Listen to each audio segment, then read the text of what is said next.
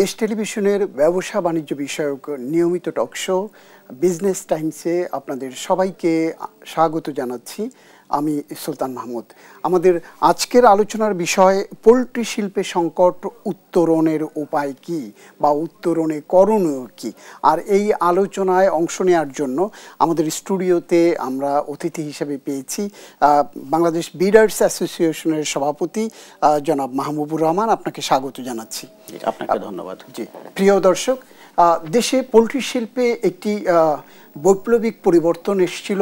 আপনি যদি আমরা বিগত সময়ে আমরা যদি দেখি, গত এক দশকের ব্যবধানে এই শিল্পে অসংখ্য মানুষ তাদের কর্মসংস্থান খুঁজে পেয়েছে। এখানটাতে তরুণ, বৃদ্ধ, বিদেশ ফেরত যারা প্রবাসে কাজ করেছেন তারা, এবং একেবারে প্রান্তিক জনগোষ্ঠী যাদের কোনো কর্মসংস্থানের সুযোগ ছিল না, চাকরি ছিল না বা বিভিন্ন জায়গা থেকে কর্মচ্যুত হয়েছে, তারাও কিন্তু সামিল হয়েছিলেন এই পোলট্রি শিল্পের ব্যবসায়, নিজেদেরকে সম্পৃক্ত করেছিলেন নানানভাবে।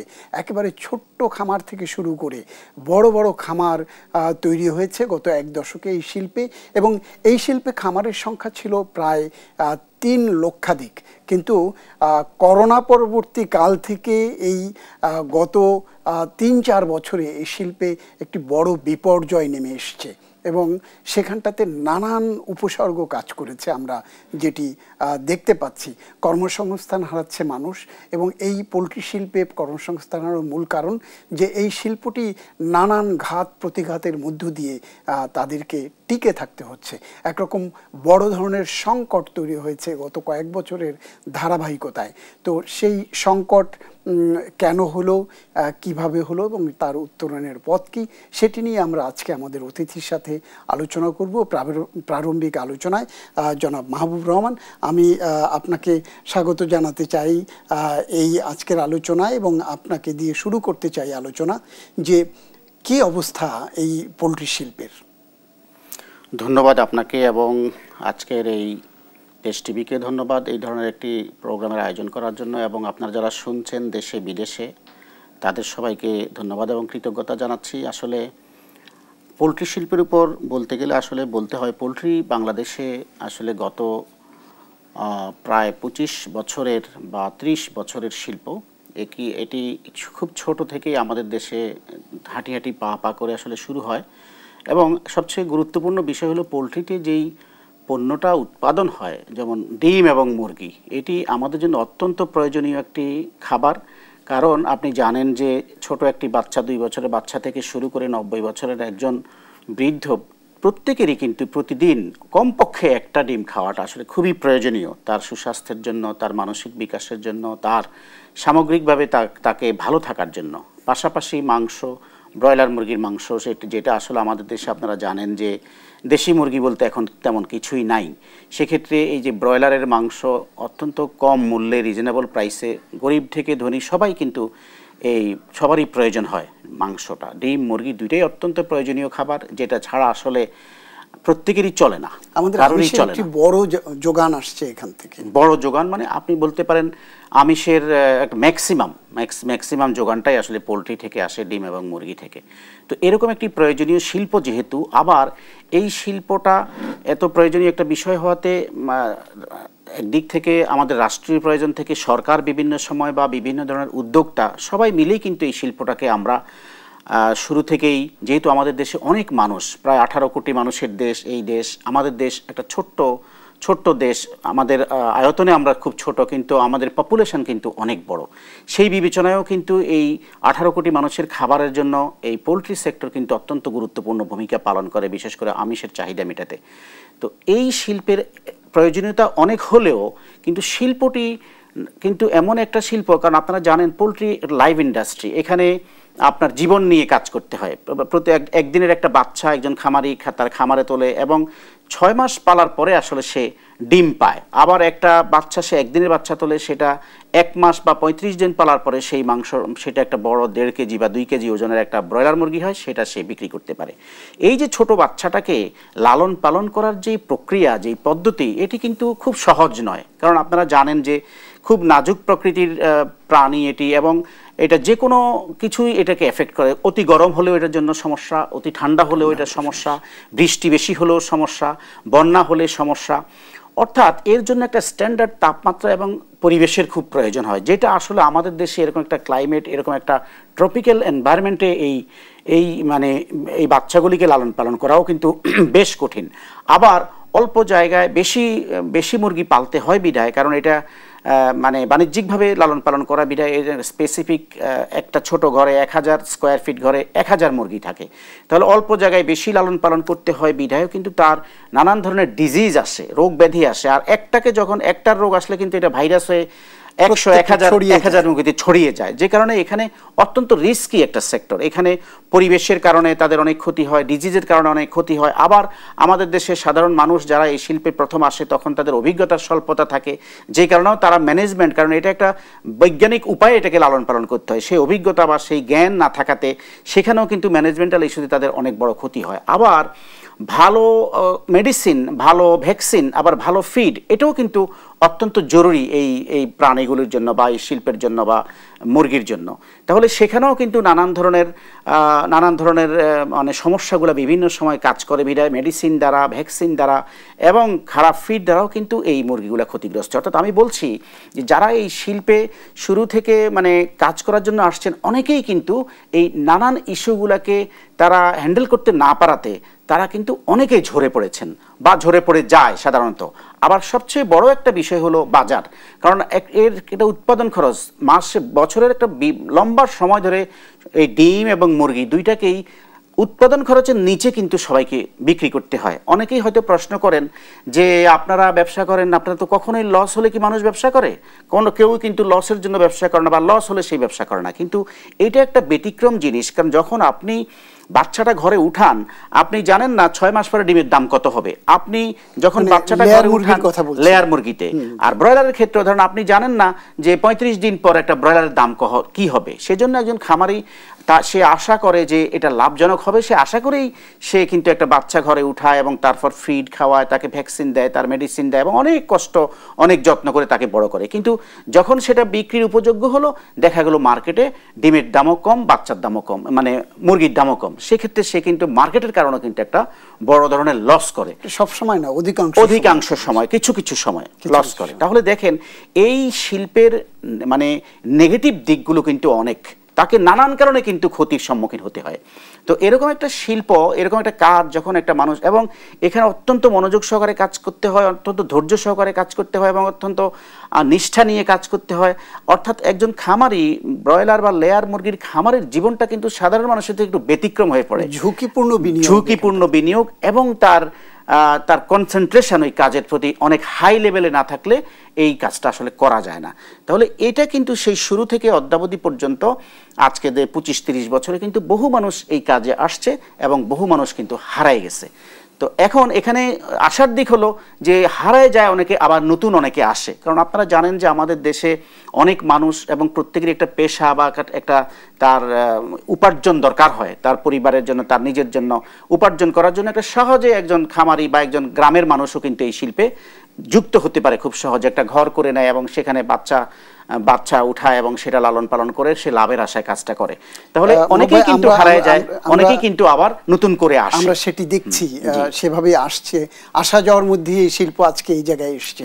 আমরা আপনার সাথে আরো আলোচনায় থাকবো, তার মধ্যে একটি ছোট্ট বিরতি নেব, বিরতির পর আবার ফিরে আসবো। প্রিয় দর্শক, একটি ছোট্ট বিরতিতে যাচ্ছি, বিরতির পর আবার ফিরে আসবো, আমাদের সঙ্গেই থাকুন।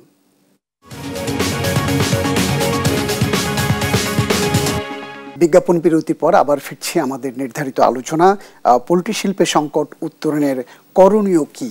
আর আমাদের সাথে অতিথি হিসেবে আপনারা প্রথমেই পেয়েছেন ব্রিডার্স অ্যাসোসিয়েশন অফ বাংলাদেশের প্রেসিডেন্ট মাহবুবুর রহমান, এবং আমাদের সাথে আরও যুক্ত হয়েছেন ঢাকা বিশ্ববিদ্যালয়ের অর্থনীতি বিভাগের সহকারী অধ্যাপক জনাব রুশাদ ফরিদী, উনি বাজার বিশ্লেষক। আমরা আপনাদের দুজনকে আবার স্বাগত জানাচ্ছি। যেটি বলছিলাম জনাব মাহবুবুর রহমান, যে আসলে আমাদের শিল্প কোন জায়গায় এসে দাঁড়িয়েছে, এই পোল্ট্রি শিল্পটি এখন?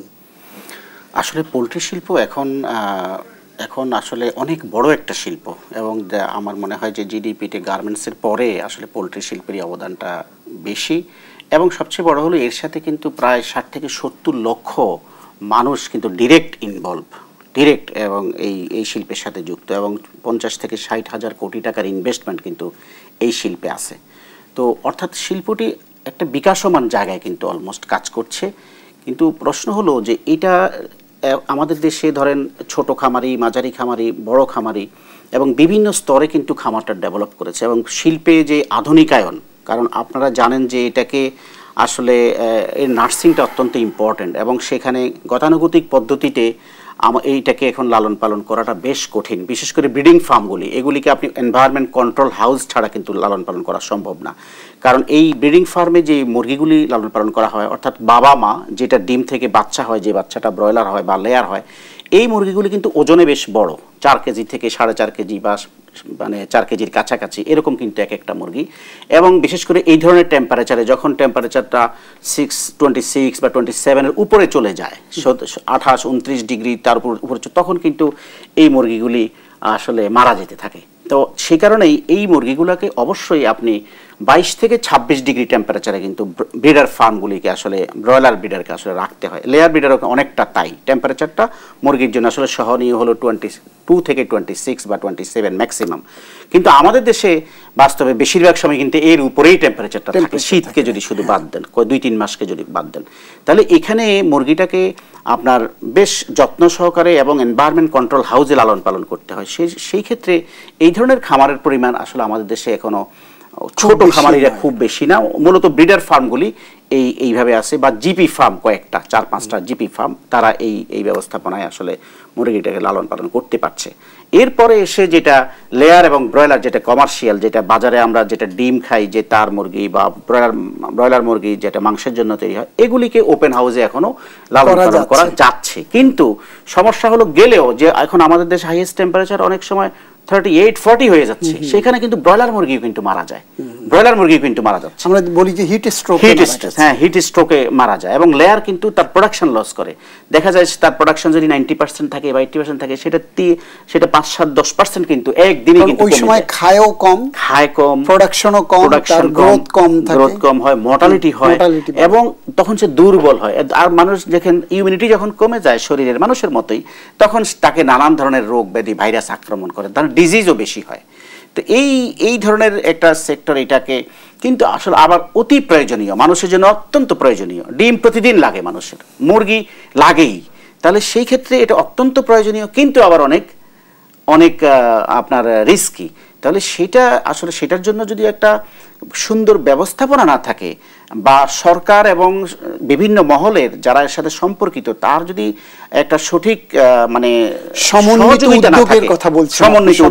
সহযোগিতামূলক মানসিকতা না থাকে, বা তাকে ইন্সপিরেশন দেওয়ার জন্য। আপনি কি বলছেন যে আসলে সরকারের পক্ষ থেকে বা অন্যান্য যাদের সহযোগিতা করার কথা, তারা সহযোগিতা করছে না? এরকম আসলে করছে না বলাটা হয়তো সব ক্ষেত্রে ভুল হবে, কিন্তু বেশিরভাগ ক্ষেত্রে করছে না, আরো বেশি প্রয়োজন। তার পরিণতি কি আমরা দেখতে পাচ্ছি? তার পরিণতিতে দেখেন, আপনারা গত 2-3 বছরের হিস্ট্রি দেখবেন যে ডিম উৎপাদন যারা করেছে, এত কষ্ট করে ডিম উৎপাদন করে মানুষের কাছে দোরগোড়ায় নিয়ে যায়, তাদের জন্য কিন্তু মামলা হচ্ছে, তাদের জন্য আপনার ফাইন হচ্ছে, কোটি কোটি টাকা ফাইন হচ্ছে। একটা খামারের জন্য ডিম উৎপাদন করে, যে এত কষ্ট করে এত রিস্ক নিয়ে, তাকে যদি জরিমানা করা হয়, স্বাভাবিকভাবে তারা তো ডিমোরালাইজড হবেই, এবং এই শিল্পে ইনভেস্টমেন্ট কমে যাবে, এবং যারা নতুন আসার সম্ভাবনা ছিল তারাও তো আসবে না। কারণ এটাকে উৎসাহিত না করে আসলে অনুৎসাহিত করা হচ্ছে, অন্যায় করা হচ্ছে অনেক ক্ষেত্রে। আসলে এই যে ডিমের জন্য এর পেছনে কোনো সুনির্দিষ্ট কারণ আছে মনে করেন? এর পেছনে আসলে সুনির্দিষ্ট কারণ হলো, আমার কাছে যেটা মনে হয়, যারা এই কর্তৃপক্ষ, যারা বিভিন্ন সংস্থায় এই ধরনের কাজগুলি করছেন বা দায়িত্বপ্রাপ্ত, তারা আসলে সঠিক জিনিসটা জানেন না। তাদের না জানার কারণেই, তাদের অজ্ঞতা বা এই বিষয়ে বোঝাপড়া না থাকার কারণেই কিন্তু আমার মনে হয় তারা ভুল সিদ্ধান্তগুলো নিচ্ছে। আমরা আবার আসবো আপনার সাথে আলোচনায়। জনাব রুশাদ ফরিদী, আপনার কাছে জানতে চাই, উনি বলছিলেন যে আসলে এই যে জরিমানা করা হচ্ছে কোম্পানিগুলোকে, এবং বড় বড় জরিমানা করা হচ্ছে, কেন আসলে কারণটা কি? জরিমানা কি যৌক্তিক, নাকি নেপথ্যে কোনো কারণ আছে আপনি মনে করেন? নেপথ্যে কোনো কারণ নাই, কারণটা খুবই অবভিয়াস। সেটা হলো যে সম্পূর্ণ অজ্ঞতার কারণে জিনিসটা হচ্ছে।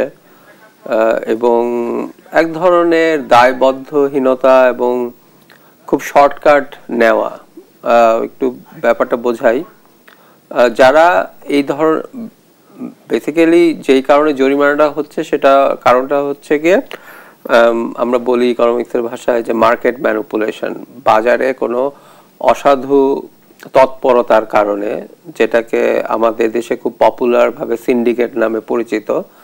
তো সিন্ডিকেট করা মানেটা হলো বেসিক্যালি কয়েকজন বিক্রেতা একসাথে হয়ে সিদ্ধান্ত নিল যে তারা দাম বাড়িয়ে দেবে, যেটা অর্থনীতি বা বাজার ব্যবস্থাপনার ক্ষেত্রে একটি গুরুতর অপরাধ পৃথিবীর সব দেশেই। এখন এই যে অপরাধ বলা হচ্ছে, যে কোনো অপরাধ, সেটা সিন্ডিকেট করা হোক আর কার্টেল হোক বা খুন করা হোক, রাহাজানি হোক, সে অপরাধের তো আসলে একটা প্রমাণ রাখতে হয়, প্রমাণ তদন্ত হতে হয়, তদন্ত করে প্রমাণ করতে হয়। কিন্তু আমাদের বাজার ব্যবস্থার কারণে আসলে কোনো প্রমাণের কোনো বিষয় নাই। আমরা জিনিসপত্রের দাম বাড়লেই ধরে নেই যে এটা তো ব্যবসায়ীরা, অসাধু ব্যবসায়ীরা বাড়িয়েছে। তো এখানে কোনো তদন্তেরও দরকার হয় না, কখনো প্রমাণ হয় না, এটা জনতার আদালতে বিচার সাথে সাথে হয়ে যায়। এবং জনতার আদালতে বিচার হতেই পারে, জনতা পাবলিক সেন্টিমেন্টকে তো আমরা কন্ট্রোল করতে পারবো না। কিন্তু আমাদের বুঝতে অক্ষম যারা সরকারের সর্বোচ্চ নীতি নির্ধারক পর্যায়ে আছেন, তারা কি পাবলিক সেন্টিমেন্ট দ্বারা যদি আমজনতার মতো ব্যবহার করেন, তাহলে ব্যাপারটা খুবই ক্ষতিকারক এবং ধ্বংসাত্মক। তো আমি জাস্ট একটা উদাহরণ দিব যে 2023 সালে যখন হঠাৎ করে তেলের দাম বেড়ে গেল, তখন ট্রাক মালিকরা কিন্তু ধর্মঘট ডাকলো। তো ট্রান্সপোর্টেশন কস্ট যখন বেড়ে যায় ট্রিমেন্ডাসলি, তখন কিন্তু যে কোনো নিত্য প্রয়োজনীয় দ্রব্য এবং বেসিক্যালি যেগুলো আসলে পচনশীল সেগুলোর দাম কিন্তু দ্রুত বেড়ে যায়। তেমনি ভাবে সেই কারণে লেয়ার মুরগি বা ডিম ওগুলোর দামও প্রচন্ড রকম ভাবে বেড়ে গিয়েছিল আর কি। তো সেই কারণে কিন্তু খুবই অবাক কাণ্ড যে বৃহৎ 2-3টি সরবরাহকারীদেরকে আমাদের কম্পিটিশন কমিশন, তাদের কাউন্সিল যেটা করলো সেটা হলো যে তাদের কি ধারা আছে, সেই ধারায় খুবই 15(2) ধারা, সেখানে খুব অস্পষ্টভাবে লেখা যে সরবরাহে বেআইনিভাবে সরবরাহ কমিয়ে বা বাজারে বেআইনি কৌশল দিয়ে দাম বাড়ানোর অপরাধে, আমার এক্স্যাক্টলি কথাটা মনে নেই, কিন্তু তারা কোনো প্রমাণ বা কোনো এভিডেন্স কোনো কিছু সেখানে উপস্থাপনা করেনি, করে বেশ 4-5 কোটি টাকার একটা মামলা দায়ের করে দেওয়া হলো। কিন্তু সেটা এতই অবাস্তব প্রমাণের ভিত্তিতে হয়েছিল যে পরবর্তীকালে অ্যাপিল করার ফলে এটা টেকেনি। কিন্তু সেটা কিন্তু ক্ষতি যা করার করে দিয়েছে, মার্কেটে ব্যবসায়ীদের মধ্যে একটা অস্থিরতা, অনিশ্চয়তা তৈরি করছে, আতঙ্ক তৈরি করে, এবং সেটা মার্কেটের জন্য একেবারেই ভালো না। তখন কেন ভালো না? কারণ তখন হয় কি, অনেক ব্যবসায়ীরা তখন তাদের ব্যবসা আস্তে আস্তে হয়তো চিন্তা করে এই ব্যবসা আমি কন্টিনিউ করবো কিনা, কারণ সে তো আসলে বুঝতে পারছে না তার দাম কি কারণে, কি কারণে সে শাস্তিটা পেল। তো এই ক্ষেত্রে আমি একটু বলে রাখি যে দাম বাড়লে যে বিক্রেতাকে দোষী করা, এটা কিন্তু খুবই কমন সেন্সের মতো মনে হয়, খুবই আমাদের সহজাত প্রবৃত্তি তাই বলে। কারণ যে বিক্রেতা সে তো দাম বাড়াচ্ছে, সে গত সপ্তাহে আমার কাছে 5 টাকা রেখেছিল, আজকে 10 টাকা রাখছে, তো ওই বাটাই তো বদমাশ, তাই না? কিন্তু এটা খুব স্ট্রেট ফরওয়ার্ড, সেজন্য এটা সাধারণ পাবলিককে গেলানো খুব সহজ। কিন্তু একটু চিন্তা করলেই দেখা যাবে যে আমি ধরেন বাসার পাড়ার দোকান থেকে যে ডিমটা কিনছি, সেই ডিমটা আসতেছে কোথা থেকে? সেটা হয়তো একটা কাওরান বাজার থেকে আসতেছে। কাওরান বাজারে যে আছে সে হয়তো ঢাকার বাইরে থেকে কোনো ফার্ম থেকে আনতেছে। যখন সরবরাহে একটা ঘাটতি তৈরি হয়, তখন প্রত্যেকটা চেইনে আস্তে আস্তে দাম বাড়তে থাকে। কেন দাম বাড়তে থাকে? কারণ ডিমান্ড, চাহিদা তো আর কমে নাই। ফলে একটা জিনিস ধরেন একজন বিক্রি করতেছে, তার দিকে গোল হয়ে 5 জন দাঁড়িয়ে আছে, তখন যে বিক্রেতা বিক্রেতা এখন কাকে দিবে? যে বেশি দাম দিবে তাকেই দিবে। 5 জনের জায়গায় যদি 10 জন হয় তখন দামটা আরো বাড়বে। এটা হচ্ছে গিয়ে বাজারের খুবই বেসিক জিনিস, এখানে কোনো ম্যানিপুলেশন, কোনো সিন্ডিকেট বলে কোনো কিছু বিষয় নাই। কিন্তু সেই বেসিক জিনিসটা যদি নীতি নির্ধারকরা বুঝতে অক্ষম হন এবং তারা খুব শর্টকাট মেথড নিয়ে বিক্রেতাকে সবসময় দোষী করেন, এটা খুবই দুর্ভাগ্যজনক। জনাব রশিদ, আপনি বলছেন আসলে সিন্ডিকেটের কারণে দাম বৃদ্ধির কথা বলছেন, তাহলে এখন যে আমরা বাজারের যে চিত্র দেখতে পাচ্ছি, যদি বিশেষ করে পোল্ট্রি শিল্পের যে কঠিন অবস্থার মধ্যে পড়েছে, এখন সিন্ডিকেট যদি সত্যিকারেই থেকে থাকে, তাহলে এখন কেন সিন্ডিকেট এই মুরগির দাম যে উৎপাদন খরচ সেটি পাচ্ছে না, ডিমের উৎপাদন খরচ সেটি পাচ্ছে না, তাহলে এখন সিন্ডিকেট আলারা কই গেল? হ্যাঁ, সিন্ডিকেট আলারা তো আসলে এত শক্তিশালী যে তারা জনগণকে বিভ্রান্ত করার জন্য মাঝে মাঝে নিজেদের দাম কমিয়েও দেয় বলে মনে হচ্ছে আর কি। কারণ সিন্ডিকেটের যদি এতই ক্ষমতাবান যে যখন যাদের ইচ্ছে দাম বাড়ায়, তখন তারা হয়তো এখন দাম বেরিয়ে দিচ্ছে, কমিয়ে দিচ্ছে, যাতে দেখানো যায় যে ওকে দাম তো কমেও যায়। কিন্তু সেই দাম কমানো তো কি পরিমাণ কমানো আপনি চিন্তা করেন। আমরা দেখেছি যে লেয়ার মুরগি, যে বাচ্চা মুরগি, যেগুলো বাচ্চা মুরগির ইউজুয়ালি 50-60 টাকা দামে, একদিনের বাচ্চা যেগুলো থেকে হয় সেগুলোর দাম নাকি এখন 5 টাকা। তো তাহলে একটা কোম্পানি বা একটা বিক্রেতা 40-45 টাকা লস করে যদি বিক্রি করতে থাকে, তাহলে সে কি ব্যবসা টিকে থাকবে? তো তার হাতে যদি এতই ক্ষমতা থাকে, তাহলে সে কেন এত ট্রিমেন্ডাস পরিমাণ লস করবে? এখন দাম কমে যাওয়ার কারণ হলো আবারও সেই বাজারের নিয়মেই।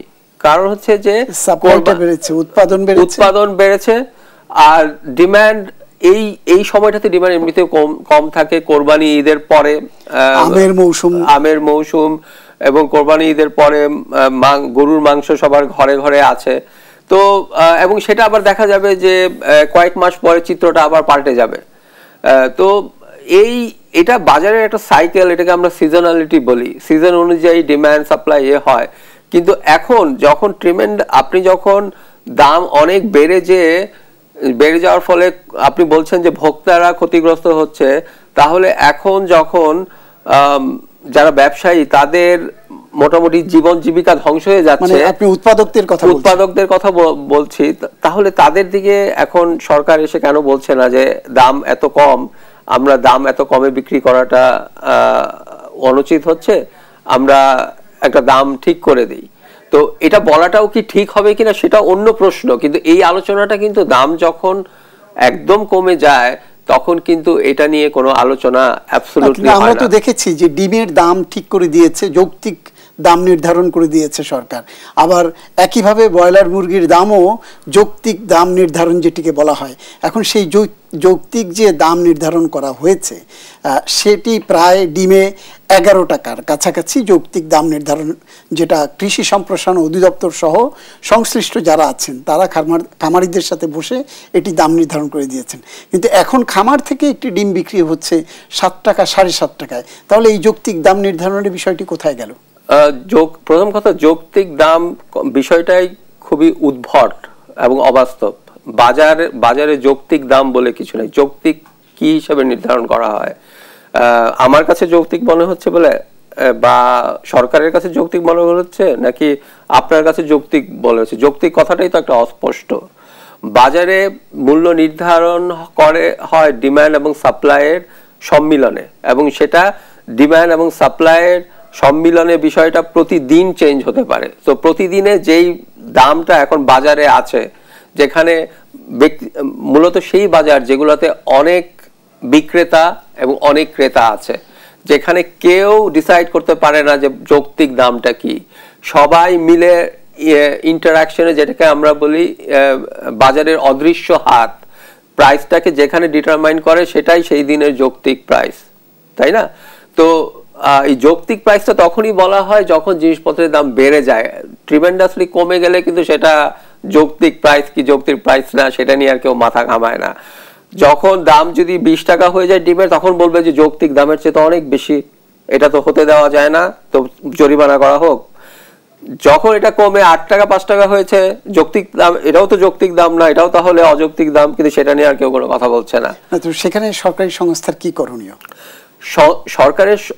সরকারি সংস্থার যখন দাম কমে যায় তার আগে আমি বলি, দাম বাড়লেও সরকারি সংস্থা তেমন কিছু করণীয় নেই। পুলিশ দিয়ে ধরা, জরিমানা করাটা অ্যাবসলিউটলি একটা ধ্বংসাত্মক কাজ। তেমনি কমে গেলেও তাদের আসলে কিছু করার নেই যদি আমি অ্যাবসলিউটলি ফ্রি মার্কেটের কথা চিন্তা করি, ঠিক আছে?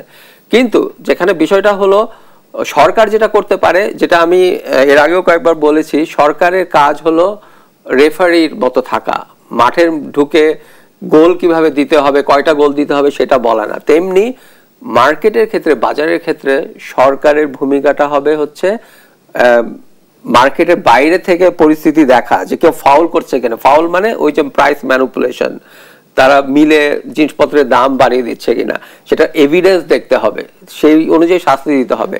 সেরকম যদি কিছু না হয়, তারপরে যদি দেখে যে জিনিসপত্রের দাম অনেক বেড়ে গেছে, তার মানে কি, একটা কারণ হচ্ছে, মেজর কারণ হচ্ছে সরবরাহে প্রচন্ড একটা ঘাটতি তৈরি হয়েছে, চাহিদা বেড়েছে অথবা সরবরাহে ঘাটতি তৈরি হয়েছে। তাহলে সরকারকে 90% কেসে চাহিদার এত ট্রিমেন্ডাস ডিফারেন্স হয় না, কারণ আপনি হঠাৎ করে প্রচন্ড রকম ডিম খাওয়া শুরু করবেন না। বেশিরভাগ ক্ষেত্রে ওয়েদার এবং অন্যান্য কারণে, রোগ কারণে সরবরাহে ঘাটতি তৈরি হয়। তখন সরকার যেটা করতে পারে, সেই সরবরাহ বাড়ানোর জন্য ডিম আমদানি করতে পারে, অথবা যখন অনেক সাপ্লাই আসছে ডিমের, তখন সেটা হিমাগারে সংরক্ষণের করা রেখে দিতে পারে। এভাবে মূল্য স্থিতিশীল রাখার জন্য বিভিন্ন ভূমিকা নিতে পারে। কিন্তু মাঠে যেমন রেফারি ঢুকে পড়ে, কিন্তু খেলার মধ্যে ইন্টারভেন করে না, তেমনি দাম কত হবে, কে কত প্রডিউস করবে, কখন সরবরাহ দিবে, এই সব ব্যাপারে একেবারেই সরকারের মাথা ঘামানো উচিত নয়। কিন্তু খুবই দুঃখজনকভাবে এই আমাদের যেটা বলি ইকোনমিক্স 101, অর্থনীতির খুবই বেসিক জ্ঞানটাই আমাদের এই নীতি নির্ধারণের মধ্যে নাই, যার ফলে তারা বাজারকে সহায়তা, এই ভাই আমাদের বললেন যে বাজার সহায়তা তো দূরের কথা, তারা চরমভাবে বাজারকে ধ্বংস করার জন্য পদক্ষেপ নেন। ধন্যবাদ জনাব মাহবুবুর রহমান। আসলে এই যে শিল্পে আপনাদেরকে দাম নির্ধারণের যে জায়গাটি সরকারের পক্ষ থেকে বলা হয়, সেই দাম নির্ধারণের বিষয়ে আপনাদের কোনো পরামর্শ সরকারকে কখনো দিয়েছিলেন কিনা? এবং এখন যেটা আমরা দেখতে পাচ্ছি যে দেশের বিভিন্ন প্রান্তে খামারগুলো বন্ধ হয়ে যাচ্ছে, এবং আমাদের একটি বেসরকারি গবেষণা সংস্থার হিসেব বলছে যে শতকরা 40% খামার গত কয়েক মাসে বন্ধ হয়ে গেছে, কারণ ডিমের যেভাবে মূল্যপতন হয়েছে, একইভাবে ব্রয়লার মুরগির দামেও সেই পতন খুব স্পষ্ট। তো সেক্ষেত্রে এই দাম বা এই দাম, তো আমরা যেটা রুশাদ ফরিদী বলছিলেন যে উৎপাদন এবং সরবরাহ, এখন কি উৎপাদন কি বেশি, না সরবরাহ ব্যবস্থাটা খুব স্মুথ হয়ে গেছে? কি কারণে দাম পড়ে গেল কেন? আসলে এটা আমাদের যেটা অভিজ্ঞতা দীর্ঘদিন থেকে দেখি যে আপনার ব্রয়লার মুরগি এবং ডিম, এটা রমজান থেকেই আসলে মূলত রমজান মাসে আপনার ডিম মুরগি দুইটাই কিন্তু কম, কনজামশনটা কম হয়, এবং রমজানের খুব অল্প সময় পরপরই কিন্তু আবার কোরবানি আসে। কোরবানির সময়টাও কিন্তু ওই যে গরুর মাংসের কারণে ব্রয়লার মুরগির দামটা কমে যায় আসলে। এই সিজনটা আমরা এইভাবেই দেখি। তবে এই ক্ষেত্রে উৎপাদন আমাদের বেড়েছে। উৎপাদন বেড়েছে বলতে আমরা করোনা পরবর্তী সময়ে, করোনা 2 বছর এই ইন্ডাস্ট্রিতে সবাই বেশ লস করেছিল, বাচ্চা উৎপাদনকারীরা, ইভেন ব্রয়লার মুরগি যারা করে, ইভেন ডিমের সবাই, কিন্তু ডিমের দামটা তখন মোটামুটি রিজনেবল ছিল করোনার সময়, কিন্তু ব্রয়লারের খামারিরা বা হ্যাচারিগুলো বেশ লস করেছিল। এরপরে এই যে লস করেছে, একটা বিষয় হয় কি, লস যখন করে বা এই যে কম মূল্যে ভোক্তারা যখন জিনিসটা পায়, এটা খুশি হওয়ার তেমন কিছু নেই। দেখা যায় যে এর ঠিক কিছু 6 মাস পরেই কিন্তু জাস্ট অপোজিট ঘটনাটা ঘটে, কারণ খামারিরা বা হ্যাচারি প্রতিষ্ঠানগুলো যখন লস করে, তখন বাচ্চা উৎপাদনে কিন্তু অনেক কমে যায়। বাচ্চা যখন উৎপাদন কমে, তখন খামারিরা কিন্তু বাচ্চা পায় না, একটা বিশেষ সময় বাচ্চা পায় না, এবং কনজামশন কিন্তু ঠিকই থাকে, কমে না, হয়তো কনজামশন খুব একটা স্ট্যান্ডার্ড অবস্থায় থাকে। তাহলে সেই ক্ষেত্রে তখন কিন্তু একটা গ্যাপ পড়ে, এই গ্যাপে দামটা বেশ বেড়ে যায়। যখন বেড়ে যায় তখন কিন্তু এই আলোচনাগুলো আসে যে সিন্ডিকেট, এই বিষয়গুলো। না, আমাদের বাচ্চা তো আমরা ডে ওয়ান চিকেন যেটা আমরা বলি, সেটি তো আমরা কখনো কখনো 80 টাকায়ও বিক্রি করতে দেখেছি। সেটাই বলছি যে করোনার পরে যখন ব্যাপক লস করেছে হ্যাচারিগুলো, বিশেষ করে ছোট হ্যাচারিগুলা, মাঝারি হ্যাচারিগুলা কিন্তু বন্ধ হয়ে গেছে। আফতাবের মতো প্রতিষ্ঠান কিন্তু তখন টোটালি কলাপস করেছে, বন্ধ হয়ে গেছে। সে বাংলাদেশের অনেক মানে পুরাতন এবং পায়োনিয়ারও বলা যায়, এবং এরকম অনেকেই কিন্তু বন্ধ হয়েছে। এবং বড়রা যারা ছিল এই বিজনেসে তারা কিন্তু প্রোডাকশন কমিয়ে দিয়েছে, কারণ নিশ্চিত লস হচ্ছিল, তারা প্রোডাকশন কমিয়ে দিয়েছে, অর্থাৎ মুরগি উঠায় নাই একটা বাচ্চা, অর্থাৎ প্যারেন্ট স্টক বাচ্চাটা তারা উঠায় নাই। না উঠানো তো হয়েছে কি 6 মাস পরে মার্কেটে কিন্তু গ্যাপ তৈরি হয়ে গেছে, কারণ তার মুরগি নেই, ডিম আসে নাই, ডিম না আসাতে ওখানে বাচ্চার ক্রাইসিস তৈরি। এই যে ক্রাইসিস, এই ক্রাইসিসের সময় কিন্তু বাচ্চার দামটা বেড়ে গেছিল। এবং যেটা আপনি বললেন যে এখন আমরা কিন্তু সরকারের সাথে তখনও আমরা বসছিলাম, এবং সরকারের অনুরোধে তখন আমরা হ্যাচারির মালিকরা কিন্তু 58 টাকা 58 টাকার উপরে কিন্তু বাচ্চা আমরা বিক্রি করি নাই, ব্রয়লার বাচ্চা। কিন্তু এরপরে 2-3 হাত 4 হাত হয়ে যায়, আবার বিভিন্ন ধরনের ব্রোকাররা এটার সাথে যুক্ত হয়, ডিলাররা যুক্ত হয়, তারা কিন্তু আবার বাচ্চা কেউ 70, কেউ 75, কেউ আবার 60 টাকায় বিক্রি করেছে। কারণটা কি? তো এটা চাহিদাটা অনেক বেশি, চাহিদাটা বেশি, যেহেতু বাচ্চা কম, বাচ্চার পরিমাণ কমে গেছে, উৎপাদকরা একটা লম্বা গ্যাপে তাদের উৎপাদন ব্যবস্থাটা ব্রেক করেছে, কলাপস করেছে, বিদায় উৎপাদনটা কমে গেছে। এবং উৎপাদন কমে গেলে আর এটা হঠাৎ করে কিন্তু উৎপাদন বাড়ানো যায় না। আপনি আজকে যদি পরিকল্পনা করেন, আপনি 2 বছর পর এটার ইফেক্ট পাবেন, 1.5 বছর পর ইফেক্ট পাবেন, মিনিমাম 6 মাস পরে। আজকে যদি বাচ্চা উঠান, আপনি 6 মাস পরে সে ডিম দিবে, এবং আরো ধরেন 1 মাস পরে সে বাচ্চা হবে। তো এই যে সময়, এই সময়ের গ্যাপে কিন্তু যখন ব্যাপক গ্যাপ তৈরি হয়ে গেছিল ব্রয়লার বাচ্চা এবং লেয়ার বাচ্চা, তাতে করে কিন্তু বাচ্চার দামটা বেড়ে গিয়েছিল। এই কারণেই বেশি দামে কিন্তু বাচ্চা আসছে। এখন এই যে আবার লাভ হলো 1-1.5 বছর, লাভ হওয়ার পরে কিন্তু দেখা গেল অনেকেই কিন্তু আবার এই ব্যবসায় ইনভেস্ট করলো, নতুনরা আসছে, যাদের প্রোডাকশন কম ছিল তারা বাড়িয়েছে, যেহেতু দেখেছে লম্বা সময় লাভ হচ্ছে। এই যে আবার কিন্তু এখন প্রোডাকশনটা অনেক বেড়ে গেছে, যেটা চাহিদার তুলনায়। আমরা দেখি যে নর্মালি ব্রয়লার বাচ্চা সপ্তাহে 1,50,00,000 থেকে 1,60,65,00,000 যখন থাকে, তখন কিন্তু বাজার স্বাভাবিক থাকে, খামারিরাও কিন্তু লাভ করতে পারে, ইভেন ভোক্তাও ন্যায্য মূল্যে জিনিসটা পায়, হ্যাচারিরাও লাভ করতে পারে। কিন্তু এর চেয়ে বেশি হয় যখন 1,70,00,000, 80,90 যখন হয়ে যায়, বা 2 কোটি হয়ে যায়, তখন কিন্তু ব্যাপক ধস নেমে যায়। কারণ লাইফ তো এখানে, যেদিন বাচ্চাটা আপনার হ্যাচারি থেকে মেশিন থেকে বের হয়, তা ওই দিনই 24 ঘন্টার মধ্যে তাকে বিক্রি করতেই হয়। যেহেতু সে বিক্রি করতেই হয়, একটু বেশি চাহিদাটা কম থাকলেই কিন্তু অনেক দামটা পড়ে যায়, আবার একটু ক্রাইসিস হলে অনেক দামটা বেড়ে যায়। তো এই যে প্রক্রিয়া, আসলে ওই সময়ের লস করার কারণে আবার কিছু সময় লাভ হয়েছে, লাভের পর আবার কিন্তু এই প্রোডাকশন বেড়ে যাওয়াতে আবার কিন্তু লস হচ্ছে। এটাই হলো আসলে মূল কারণ। আরেকটা হলো যে আমাদের দেশের বর্তমানে যে আসলে ইকোনমিক কন্ডিশন, আসলে মানুষের কাছে কিন্তু দেখবেন বিভিন্ন অনুষ্ঠান, বিয়ে শাদী, এসব জায়গার কিন্তু ব্যাপক মানুষের মানে আয়োজন কিন্তু হচ্ছে না, খুব কম হচ্ছে। মানুষ যেখানে আগে তো সপ্তাহে 3টা মুরগি কিনতো, এখন একটা কিনতেছে, আবার ধরেন 2 ডজন ডিম কিনতো, 1 ডজন কিনতেছে। অর্থাৎ মানুষের অর্থনৈতিক অবস্থার কারণেও কিন্তু চাহিদাটা বেশ কমে গেছে, আবার উৎপাদনটা বেড়েছে। এই দুইটা মিলেই কিন্তু আসলে সমস্যা। আমরা আবার আসবো আলোচনায়। প্রিয় দর্শক, আমরা একটি ছোট্ট বিজ্ঞাপন বিরতিতে যাব, বিরতির পর আবার ফিরে আসবো আলোচনায়। ততক্ষণ আমাদের সঙ্গেই থাকুন।